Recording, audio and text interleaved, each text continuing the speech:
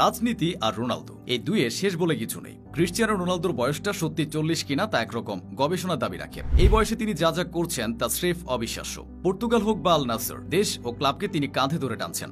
আন্তর্জাতিক ফুটবলে রোনালদোর গোল সংখ্যা দাঁড়িয়েছে 140-এ। সব প্রতিযোগিতা মিলিয়ে ক্যারিয়ারে তার গোল 942টি। 1000 গোলের মাইলফলক ছুঁতে তিনি মরিয়া। অথচ তার সমবয়সী ফুটবলারদের অনেকে ফুটবলকে গুড বাই জানিয়েছে।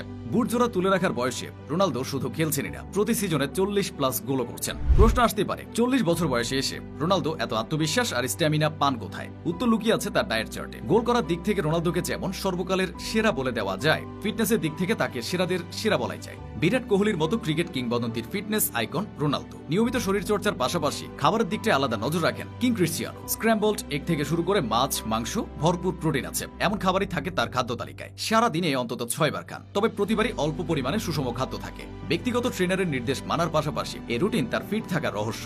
জানলে হয়তো অবাক হবেন, রোনালদো দিনে 5 বার ঘুমান। রোনালদো 90 মিনিট করে ঘুমান। তিনি একটি নির্দিষ্ট ভঙ্গিমায় ঘুমাতে পছন্দ করেন। তার দিনটা শুরু হয় সকাল 6টায়। ওঠার পরপরই শুরু করেন প্রশিক্ষণ। ব্যায়ামের রুটিনে ফুটবলার হিসেবে নিজের দক্ষতা ও নিয়ন্ত্রণ বাড়ানোর উপর জোর দেন। প্রায় 2 ঘন্টা শারীরিক কসরত শেষে 1.5 ঘন্টা ঘুমান রোনালদো। সকাল 9:30টায় নাস্তার টেবিলে উচ্চ প্রোটিনযুক্ত খাবার খান। সকাল 10:30টায় আবার 2 ঘন্টার ব্যায়াম শুরু করেন। 12:30টার দিকে তিনি দ্বিতীয় ঘুমের প্রস্তুতি নেন। দিনের দ্বিতীয় ঘুম থেকে ওঠার পর দুপুরের খাবার খান। খাবারের তালিকায় থাকে মুরগি ও সালাদ। বেলা 3টায় আবার ঘুমের রাজ্যে তলিয়ে যান। 4:30টার পর দ্বিতীয়বার দুপুরের খাবার খান। খাবারে যেন যথাযথ পুষ্টি থাকে সেদিকে বিশেষভাবে নজর রাখা হয়। সালাদ, ডিম ও জলপাইয়ের সঙ্গে টুনা মাছ খেতে পছন্দ করেন। সন্ধ্যা 7টার দিকে রাতের খাবার খান। এ সময় খাবারে থাকে চর্বিহীন মাংস বা তাজা মাছ এবং সবজি। রাতের খাবারের পর তিনি পরিবার ও বন্ধুদের সঙ্গে সময় কাটান। সুইমিং পুলে ঝাঁপ দেন রাত 10টার দিকে। সাঁতার কাটেন 1 ঘন্টার মতো। রাতের সাঁতার মানসিকভাবে তাকে শান্ত হতে সহায়তা করে। পাশাপাশি দুর্দান্ত ব্যায়ামের কাজটাও হয়ে যায়। রাতে 11টার দিকে তার সারাদিনের দৌড়ঝাঁপ শেষ করেন। 11টা থেকে 12:30 পর্যন্ত চলে ঘুম।